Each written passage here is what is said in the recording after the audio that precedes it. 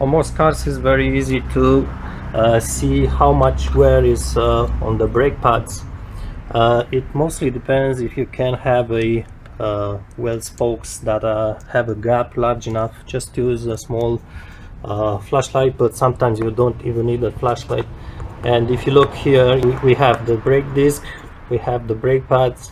The brake pads has two materials. This is the base, the metal base of the pad, and this that touches the disc is the wear material. You notice in this situation the wear material is about the same thickness as the base plate, so there is a lot of material left. When you see this brake material here, this part here going maybe as thick as this rod, maybe 2-3 millimeters, then you'll need to replace the pads. So it's very easy to look at these cars. Also, if you want to look at the disc itself, the wear, it's usually will show as this area here.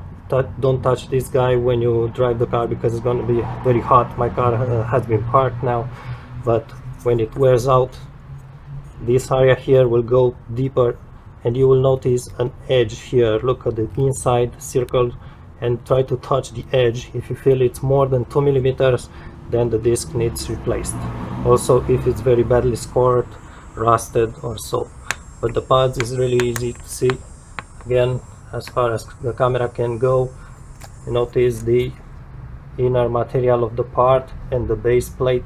This is how brake pad looks. So you see the base plate, the metal one here, and the wear material on top of it. And also keep in mind that sometimes, as you can see here, it may wear more on one side than on the other side. Many places will tell you to replace them very quickly at this point.